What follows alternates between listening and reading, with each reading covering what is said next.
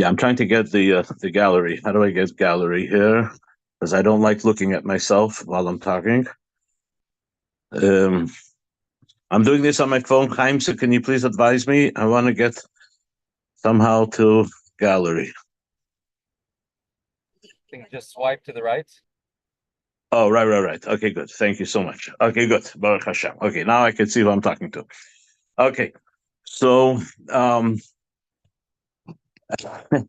like I said, just on a personal note, so I'm here in New York since yesterday. I came with my wife to pick up our daughter Bracha from camp. My wife flew home with her last night, and I here for Shabbos. So I already stayed, and the benefit was that I got a full, probably I guess like 24 hours of literally personal time. So with very few distractions. You meet a friend here and there at the Ohel, right? But Baruch Hashem. So this morning I started the day nice and bright and early, and I was learning the chitas from Chumash, and the pasuk that stood out to me in today's parsha of the Chumash is where, and I'm going to say this by heart, unless I can find the Chumash real fast. Okay, so it says Hashem said, "Lemi rubchem." It's not because you were so multiple and great and big that Hashem chose you and He loves you, right? Yatem hama'at mikol ha'amim. You're actually one of the few in population amongst the nations, and yet Hashem loves you. And then we also had previously in the parsha again, where the pasuk mentions the ahava, the love that Hashem has for Bnei Yisrael. And I was,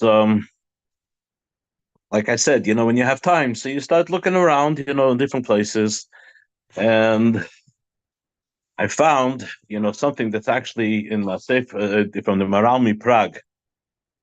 The Maralmi Prague wrote a Sefer Netzach Yisrael, and he writes about the love, the ava that Hashem has for Bnei Yisrael, that it's a absolute and an unconditional love.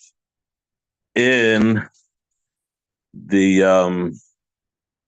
in the words of the Maral, if I remember properly, he says it's not a mikra. It's not that, because of something, therefore Hashem loves us, but rather, and I don't remember exactly what the Lashon was, but rather in Chassidus, we would say it's an ava atzmis. It's a innate love that literally is not subject, to any rationalization whatsoever. It's an absolute love. It's a love for no reason other than somehow we are bonded with Hashem. Okay, as a matter of fact, the term kichelek eloka, a yid is a chelek eloka, so it's almost as if you could say that Hashem loves us as if, so to speak, kaviyachol, so to speak. You have to be very careful when we speak about Hashem that we're using terminology that we are familiar with, terminology that applies to us as human beings. And we have to be careful when we apply it to Hashem, but it doesn't mean that we can't apply it in our understanding of our relationship with Hashem. So, with all the precautions, just as a person has this natural love for self, it doesn't have to be explained. It's somewhat, it's not a rational thing. It's just it's a natural thing. It's something that's innate. Avas atzmai. A person cannot be in any way objective about his own self or his behavior, his character, because it is blinded by this innate love. So you're not trusted to give an objective opinion about yourself, right? Because it's clouded by this Hatzvi, this essential love that one has for himself. So it's almost as if we Hashem, the reason why He loves us is because since Kechelik Elika Mimal Mamish, every single Jew possesses a part of Hashem, so to speak, right? And by the way, we know this from Perik Beis of Tanya, where the Alter Rebbe begins, the very beginning of Perik Beis of Tanya, that Hanefesh Hashenis Yisrael, the second nefesh, the nefesh Elikis that each and every one of us possess, Yichelek Elika Mimal Mamish. It's literally like a part. It's a part of Hashem. Now, the part that the Alter Rebbe, the words Chelek Elika are not original from the Alter Rebbe. This is brought in many different places. It even has a source in Tanakh, right? That every Jew possesses a soul which is a part of Hashem. Chelek Elika Mimal. The Alter Rebbe, I think this was unique to the Alter Rebbe. He added the word mamish. Okay, so the word mamish means really, really, literally speaking. Okay, and it's been challenged, by the way. We accept everything that the Alter Rebbe says because we're Hasidim of the Alter Rebbe, but there are those who actually challenge this addition of the word mamish. By the way, incidentally, this is, I think, also today's Hayom Yom, right? That the reason why you love another Yid is because, not because he's doing you nice favors or he's beneficial to you in some way, but rather because when you see a Yid, what do? You see a Chelek Elika. So loving in today's Hayom Yom, it says that the love that a person, a Yid, has for another Yid, and the love that one has for Hashem, for example, it's also from this week's parsha, the Haftas Hashem Elokecha. We have a mitzvah to love Hashem.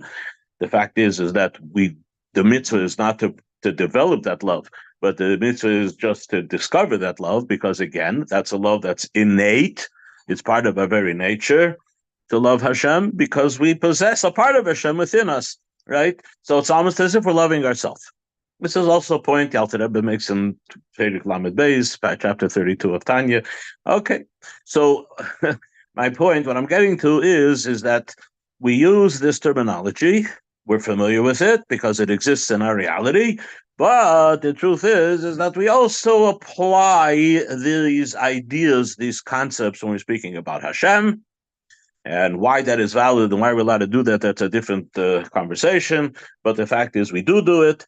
And it occurs to me, of just reading today's parsha, you all know that I've famously said, or maybe not so famously said, but I have said many, many times before, that Chumash Devarim is a marathon farbrengen of Moshe Rabbeinu. And when you read the parsha, with that in mind, the words begin to take on a whole new meaning. And every year when we start Chumash Devarim, I get a little excited because here goes the Farbrengen. And yeah, perhaps it's because I've chosen to look at it from that perspective, but I don't regret it. I even recommend it. Okay, so when you're learning literally, you're learning Chumash from now until Simchas Torah, you're going to be learning Chumash Devarim. Now, especially in the beginning, the first 3 or 4 parshas, Devarim, Eschanon, Eikev, Re'eh, if you look at it properly and you read them the way I'm suggesting, you literally feel like you're having a farbrengen with Moshe Rabbeinu. So here, Moshe Rabbeinu, what did he farbrengen with us? He farbrengen with us, and he told you we should know that Hashem loves you, right? And it's not because you're so great that Hashem loves you. He loves you because he loves you, because it's almost as if he cannot help it. So we're attributing this notion that we have this innate, natural love for ourselves, and we're going to take that and we're going to project it and we're going to apply it to Hashem. Okay? And we're going to say that, why Hashem loves us? So like in the words of the Maral says it's not something that mikra, it's not because of something that happened, but it's absolute. It's because, so to speak, Hashem, so to speak, he loves himself, so he loves us. Okay? Which is the same basis for Ahavas Yisrael, the mitzvah of loving another Jew. Right? This is the point, again, I mentioned from Perek Lamed Beis of Tanya, is that it's not a challenge, it's actually the most natural thing for a person to love another Jew. Okay. So this is a theme that wasn't what I was supposed to be talking about today. I think the title was the continuation of the unifying theory, right? Where everything in Torah is all really some kind of a manifestation, an extension of one basic principle. Okay, and therefore, interestingly, in Torah we find that there are things that just overlap and things that parallel one another because they share the same quintessential essence, right? So I started this conversation based on the Maimer of Achba Gerel, where we find that the Rebbe in this Maimer, the Rebbe parallels things that on the surface that have nothing to do with one another. We are a people. The land of Israel is a land. We as a people there are different, different statuses, I guess. But then there's also different expectations of our performance of Torah mitzvahs, and all of this is explained in one pasuk, Ach begoyrel yecholik aretz, or a few pasukim, where we find the division of Eretz Yisrael was under three different ways, three different modes, and that all carries over to everything else that's connected because it's all connected, it's all one, even though on the surface it doesn't necessarily seem so. Okay, but like I said, when I teach, I like to teach something that inspired me. It inspires me. I think I'll have some success, or at least I'll enjoy the share. Okay, if no one else does, but at least I will, because I'm focusing on something that I happen to find to be very inspiring, and that is the love that Hashem. We have a mitzvah from this week's parsha to love Hashem. It's an unconditional love. It's ahava, as the pasuk goes on to say that. Therefore, it has to be on every element of your inner self, your inner consciousness, totally, completely. It has to encompass all of it. And this is actually expressed in the pasuk when it says "Bechol levavecha," with all of your heart, or hearts, literally translated, meaning that this is an ahava that has to cross the boundaries of holiness, the boundaries of the natural, right? The mundane, right? We have a nefesh elikis. Okay, of course, that nefesh loves Hashem, but pasuk is telling you that no, it's got to be also with your nefesh habaham. It's also with your animals. So the both of your hearts, your yetzer tov and your yetzer hara, right? And then b'chol me'edecha, b'chol nafshecha, you have to be willing even to sacrifice your life. And b'chol me'edecha, that's b'chol me'edecha, right? So it goes across the board, literally across the board. We have this ahava to Hashem, and again, goes all back to the principle that the ahava is an unconditional, 100% absolute ahava. But then here we have in this week's parasha numerous times that Hashem is loving us, and you shall know that this ahava, tells us Moshe Rabbeinu in this great Farbrengen, is an ahava that's totally unconditional. Okay, this is according to the Maral Prague that I quoted before from the Sefer Netzach Yisrael, and also something that's expounded on in Chassidus, right? But the Maral, right? The Maral, who preceded the Baal Shem Tov by 150, 200 years, already established, some of these ideas. And he says there that therefore the Ava is not dependent on the behavior of a Yid. Not dependent on the behavior of a Yid. If a Yid is a Yid, and therefore Hashem loves him. Okay? It's completely irrelevant, because in the words again, in the style, in the nusach of the Maral, it's not b'mikra, it's not something that happens which can be traced back to cause and effect, right? But rather it's absolute, it's innate. Hashem Pashat loves us. So a little bit later on, just to bring this point out, a little bit later on in Chumash Devarim, in Pashas Ekev, I believe, there's a famous maimer from the Alter Rebbe in Likutei Torah where this point is really, really it hits the mark, as they say. And here it's at a place later in Chumash Devarim where Moshe Rabbeinu was reminiscing, so to speak, about the travels and the travails in the Midbar. And he speaks about when Bnei Yisrael were getting close to the border of Eretz Yisrael on the other side of the Yarden, where we find ourselves now. Okay, that's where that big Farbrengen took place, on the banks of the Jordan River, on the eastern bank of the Jordan River, before they even crossed over into Eretz Yisrael. And Moshe Rabbeinu was mentioning how when they attempted to approach the land of Israel, and there was the land of Moav in the way, right?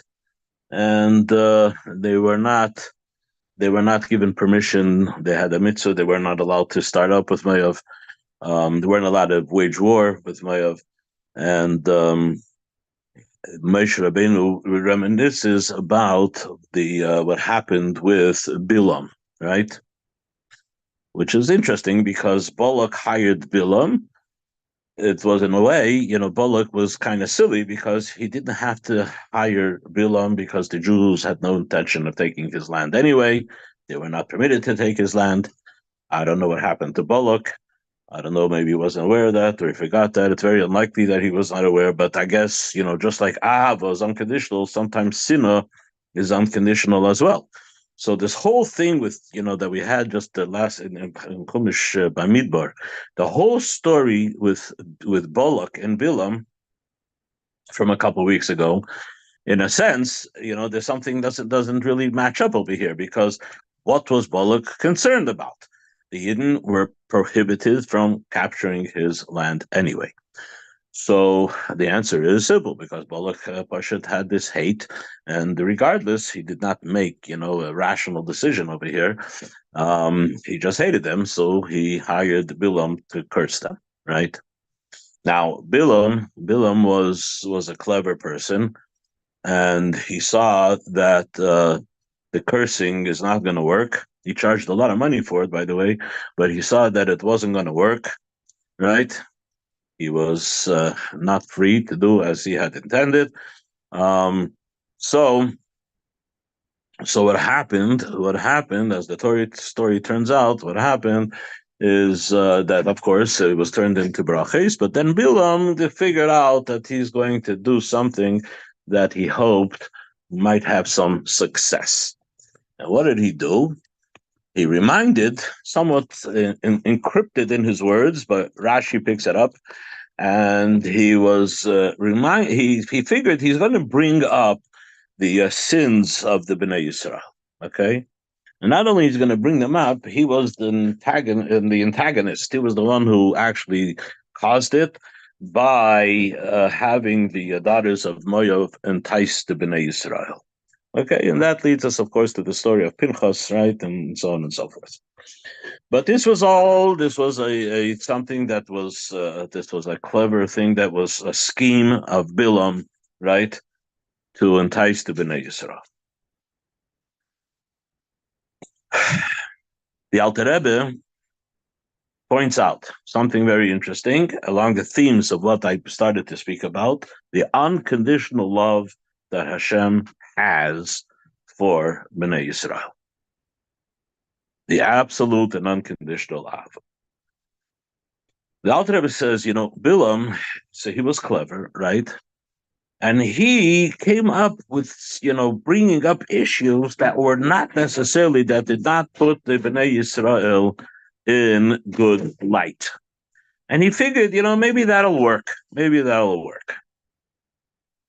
But he totally miscalculated, because Bilam didn't understand the love that Hashem has for Bnei Yisrael. So when you're going to look in the Psukim, a little bit later on in Chumash Devarim, where Moshe Rabbeinu was reminiscing about what happened with Bilam, right? And not only Bilam, foresaw the sins of Bnei Yisrael, and he decided to bring them up, he actually was part of that whole scheme of enticing using even the women of Moab who were coming from very aristocratic homes, but nonetheless, they were willing to subject themselves to some very lowly behavior in order to entice the Bnei Yisrael, and to some degree, as we see, they actually succeeded, right?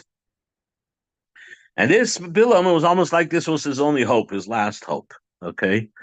But what did he miscalculate? He totally miscalculated. Because, as Moshe Rabbeinu points out, Le'ava Hashem Elikecha Lishmaya El Bilham. Hashem had no desire whatsoever to listen to Bilam. And what did he do? He turned over the curses into blessings. And the Alter Rebbe points out very, very clearly. He says, not because Bilam didn't have a point. As a matter of fact, says the Alter Rebbe, Bilam had a good argument. He had a very good point. Okay? He wasn't wrong. He was right. Right? However, Le'ova Hashem Lishmayit. Hashem didn't want to hear. Right? It's very interesting. The words of the Alter Rebbe, he says, Hashem didn't want. He stubbornly didn't want. That's like, obviously, the Alter Rebbe didn't use the word stubbornly, but when you read the words, right, it literally, that's what it sounds like. Hashem decided, I don't want to hear what you have to say, right? You might be 100% right, okay? And you're right, the Jews perhaps do not deserve. They deserve actually to be punished, as you point out, right? This was their fault, and, this was it was their sin, for which they should carry the responsibility. But nonetheless, says Hashem, there's something that overrides it all. And what is it? And the pasuk ends, Ki ahevcha Hashem alikecha. Hashem just loves you. Right? This is Moshe speaking to Bnei Yisrael. Right? The whole Deren is Moshe, right? We speak about the love. It's not Hashem saying, I love you. Hashem said that too, by the way. This is mentioned in Nach, I forget where, but Ahavti eschem Omar Hashem. I love you, says Hashem, right? One of the Nevi'im. That's a pasuk from one of the Nevi'im.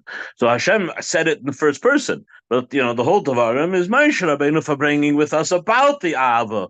So what does Moshe Rabbeinu tell us? He didn't want to let Bilam even though he was justified in his argument, right? And perhaps you even deserve, right, to be somewhat, maybe not to the extreme that Bilam wanted to curse them, but there was he had some months ago. There was some truth, right? And yet, Hashem stubbornly decided, I'm not listening. I don't want to hear about it. Why?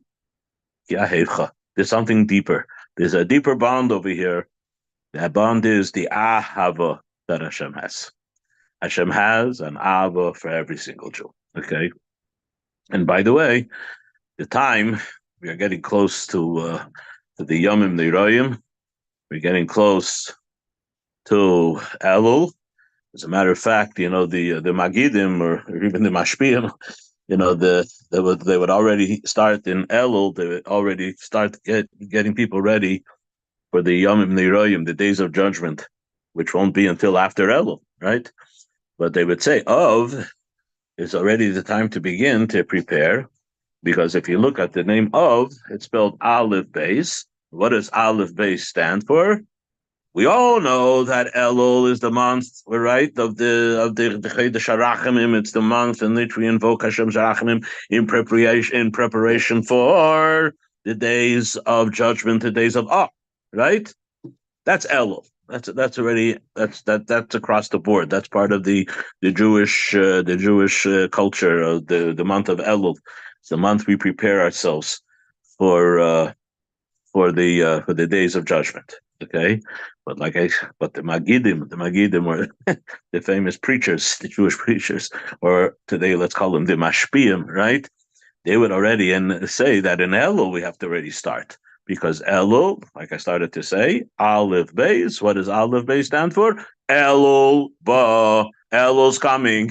So instead of waiting for Elul, let's prepare ourselves for Elul itself. Elul is preparing for Tishrei, but now we have to prepare even for Elul. So Elul Ba, right? Elul is coming, right? When is the time when we see clearly, we see Hashem demonstrating the love for every single Yid, unconditional love, irrelevant to their behavior. As the Maram Prague points out in the Sefer Netzach Yisrael, that it's irrelevant to their behavior. Their love is so deep, it's so absolute, that it supersedes and it transcends all of the behavior. Like Moshe Rabbeinu verbringed with us and told us why Hashem decided he doesn't want to listen to Bilam. He didn't argue with Bilam. He didn't give a counter argument. He didn't defend the Bnei Yisrael. He did not defend Bnei Yisrael, says Moshe Rabbeinu. He pashut loves. Ki ahevcho. He just loves you. That's all. Love.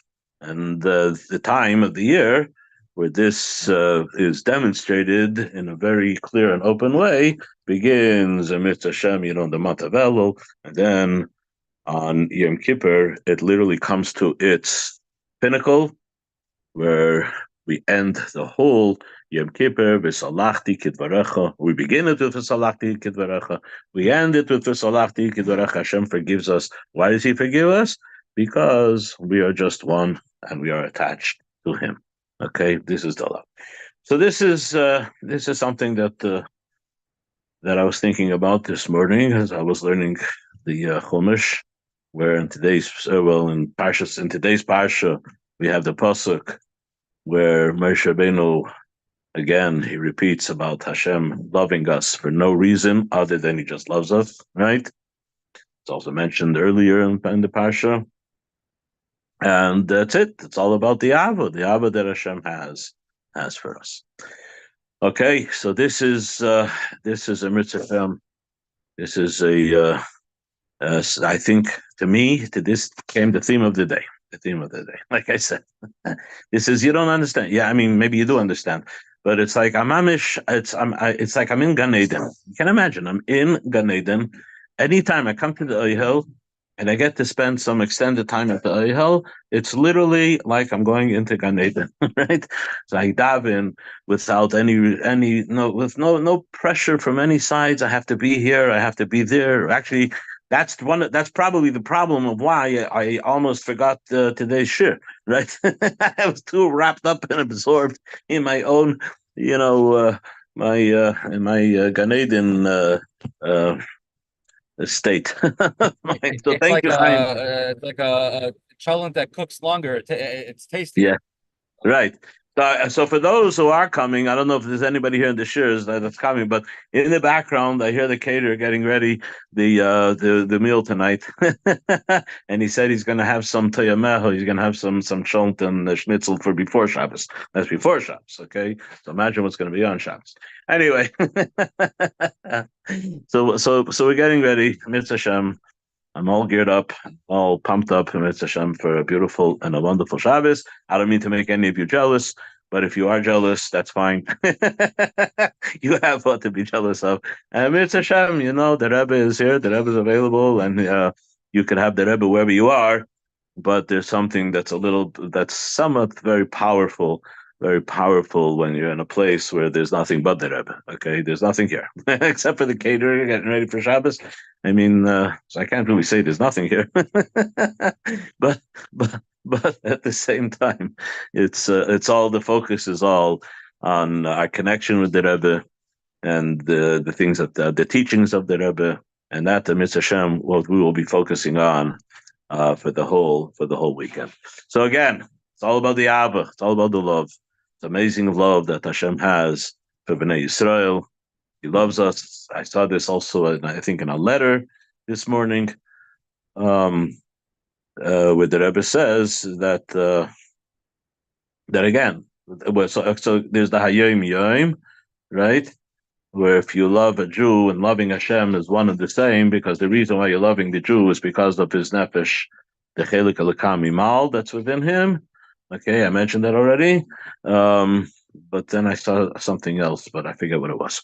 Okay. You get an overload of Look at today's Hayom Yom as well. Yeah, I was thinking about today's Hayom Yom, exactly. Okay. So this was a little bit not mamish what I had in mind. I do want to tell you though that what inspired me, for the last couple of shiurim was the mime of Ach Begoyrel from Parshas Pinchas. It's a mimer that I have some kind of a sentimental connection to because of the nostalgia that comes along with it. I remember when the mimer was actually published, when it was said and published. And Eretz Hashem, we are going to be learning that mimer on Shabbos morning. I don't know why I keep on bringing this up with you guys. All I'm doing is I'm succeeding in making you even more jealous. But we will be learning that mimer Eretz Hashem. And for those of you who are perhaps not aware, so of course, I'm working on my PhD in epistemology. I don't want to tell you what PhD really stands for, but that's a joke, everybody. But whatever. I learned a new word. It's called epistemology, and I'm playing with it, and I'm enjoying playing with it, and I'm making all kinds of interesting discoveries. And I mentioned already last week. I don't think it was at the shir last week, but I think the shir Shabbos morning. I mentioned the idea that knowledge. By the way, that's what epistemology is, according to where I read it. It's the science of how one acquires knowledge, and there's all different kind of theories about how a person. What does it mean? The acquisition of knowledge, right? So all of the wonderful, great scientists have all kinds of fancy papers and studies, when they create these words, to represent their ideas. And so I decided I'm going to create one too, and that's called Googleism. That's a theory in epistemology where you acquire information and knowledge as long as you have a smartphone or a computer that you can access Google. So that's called, in addition to rationalism and empiricism and existentialism, there's also what's called Googleism, right? Which I think it takes them all. It covers it all. But last week I mentioned something very interesting, and that is that every element of conscious awareness or knowledge or whatever you want to call it, right? One of the big arguments that are always made is that it's based on a premise. Okay, there has to be, as you dig deeper, there is a certain premise, and that premise itself is not necessarily something that you come to this conclusion based on any of the different theories of epistemology, but rather it's like an absolute that you don't even question. Okay. So, for example, when you speak about all the different modes of whatever, of reality and so on and so forth, right? At the end of the day, you could always ask the question, but who said it even exists, right? So, like, what are you talking about? Maybe nothing really even exists, right? There's even an extreme version of that, which is called solipsism. These are all nice words, right? Uh, and then when I see them, I have to practice saying them, so I sound intelligent because it sounds like, epistemology, right? How long it took me how many times I had to repeat the word so that it just flows off the tip of my tongue, right? So anyway, you have even like something called solipsism, which means that perhaps nothing even exists. There was the great philosopher or whatever he was, Descartes, who said, I think, therefore I am, whatever. So you only know that you exist, perhaps, and then some question even if that's true. But the bottom line is that everything, if you really, really dig down, it's based on the premise, okay? And that premise transcends all of the different modes of epistemology, okay? They're not included in any of them, okay? It's the foundation from which all of acquisition of knowledge begins, from some kind of a premise, right? Now, if that's the case, that's where choice becomes a factor. Choice is now a factor because being that it's not a premise based on the different ways of acquiring knowledge, right? Just a premise, it's an absolute that you just accept, and you use that as the beginning stepping stool, from building whatever you're going to build from that point, right? So choice comes into play. You have to choose. You're choosing to accept the premise. You choose to accept. You choose to accept the premise. Okay. So that's a very interesting thing. I think I mentioned, like for example, in the debates between someone who believes and somebody who doesn't, an atheist or whatever, right? At the end of the day, the person who believes chooses to believe, and the atheist is choosing not to believe. Okay, and you can make arguments from today to tomorrow, and you're going to be drawn to the argument that supports your choice. Okay, so the atheist is drawn to the argument that supports his choice, and the believer is drawn to the argument that, yeah. So in this week's Mimer, since some of you in the Mimer Ach Begerel, so some of you, for those of you who want to be there, Mitzvah Hashem, tomorrow, so let me just tell you one nekuda that the Rebbe says, one point that the Rebbe makes here on this Mimer, and that is that the Rebbe wants to argue, or the Rebbe argues, the Rebbe makes the case. The Rebbe's not arguing it. The Rebbe's making the case that Golus, right? Exile, Golus, is not a happy state. It's not a happy state of existence. That's Golus, right? If it would be happy, we wouldn't call it Golus, right? So Golus is an unfortunate, and it's not a happy place. Okay, but then the Rebbe says that upon deeper reflection, you can come to the conclusion that Golus on the surface perhaps doesn't look so good, but ultimately it's only for good. It's only good. And here the Rebbe makes a very interesting state. I remember learning this, and I mean, it wasn't so much about me getting excited. I was just a kid. I was 15 or 16 years old at the time. But I would see how other people would get excited about things. And I said, oh, wow, this is something to get excited about. So I knew that this chapter in the Mimer, myself and my chavrusa, I'm learning. I said, no, we're supposed to get excited about this chapter. Let's find what is it so exciting here in this chapter. And I don't know whether I actually appreciated it at the time. Maybe I pretended to appreciate it. But whatever. So I remember this particular Perek. I remember, some of the deeper minds, that of my contemporaries that understood things, much deeper, much better than I could. We're getting excited, so I knew that okay, I'm supposed to get excited over here. Anyway, as life moved on and I revisit the Mimer, the older I get, the more I begin to appreciate why it was so exciting. What was the excitement over here? So the Rebbe says. And it's a very interesting way that the Rebbe expresses it. The Rebbe says this idea that Golus, right, that darkness is something that only exists. You only perceive it on the surface, but below the surface, it's really light. It's all light. I mean, that's a difficult statement, for somebody who's actually living through some tragedy or whatever. You don't want to tell that to that person. But at some point, the person himself, if they're dealing with it in a healthy way, and over time they're able to heal from the trauma and so on and so forth, they are able to appreciate this notion that below the surface, there's no darkness, there is only light. Okay. Now, what's interesting here in the Maimer, the Rebbe says, is that this case can be made on two levels. He said one level, okay, is for the Nefesh Elikis.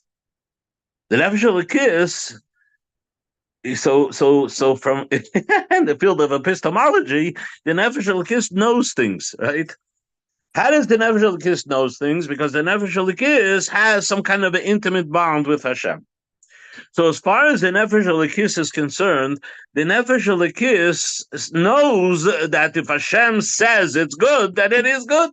I can't see it, but Hashem says it's good. Okay, and there it makes that point. Al pi Hashem Yisu, al pi Hashem Yachanu. That everything that happens, whether you're moving forward or you're staying in place, which is the way the travels in the Midbar were described, that when they moved, it was by the word of Hashem.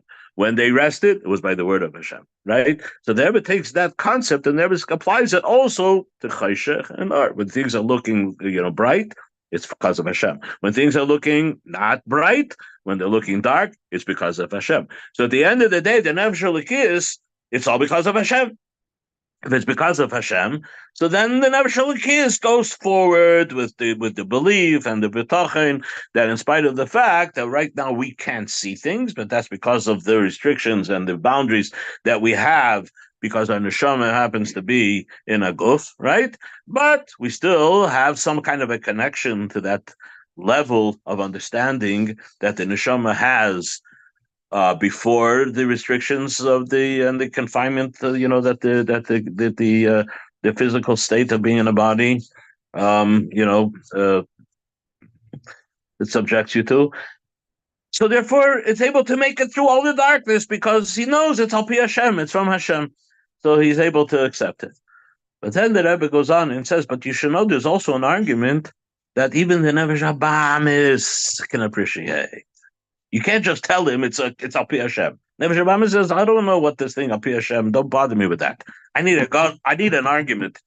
Give me an argument how I'm going to make it through the darkness. Okay, and the Rebbe says the argument is that Yerida Tzerich Aliyah. The idea that in order to really achieve great heights, right, there are times when you have to actually go down. And by going down, you're able to achieve greater heights. There's a physical model that's used in Chassidus, and that's called a lever. A lever is that if you want to lift something up, right, so you have to leverage it on some kind of point, right? But where does it actually reach? It has to reach down, deep down below in order to lift everything, whether it's a building, whether it's whatever it is. It's called the model of a lever. So the lever, that's something that's mathematical, right? That's engineering, and it works in engineering. That sometimes the best way of lifting a very, very heavy thing is to leverage. Does the word leverage come from lever? Right, a lever, right? So you use a lever. Lever means you have to dig down in order to lift up, right? And this is something because the Nefesh Habamis, could be an engineer if it wants, right? So it could use a principle from engineering in order to make the case that if something on the surface looks like a yerida, it's a descent, it's down, it's dark, it's going to a place that's painful, and so on and so forth. Ultimately, according to the Chachmas engineering, the great wisdom of engineering, it's actually a process of getting something to go even way higher than it originally was. Okay, so this is a Mitzvah Hashem, a little preview of that Maimer that we will be learning tomorrow here at the Ohel. So I think we're pretty much out of time. It's almost 11:30. I hope you enjoyed what I had to share with you, even though some of it was just just at the spur of the moment. But I always figure, let me go with what I'm already inspired with. And I said, Baruch Hashem, I'm having a very inspiring time here, learning and davening. And I hope you're inspired with that which has inspired me. Okay, and that's the love that Hashem has for us, mentioned over in the parsha, and also a little preview of an interesting idea that how we know things. Some of them we know from our Nefesh Elokis, who just sees things on a different level, and some of them we could figure out even with our Nefesh Habamis, based on certain principles of engineering. Okay, so that will wrap it up for today. Hello, Thank Rabbi. you very much. Yes. Thank you.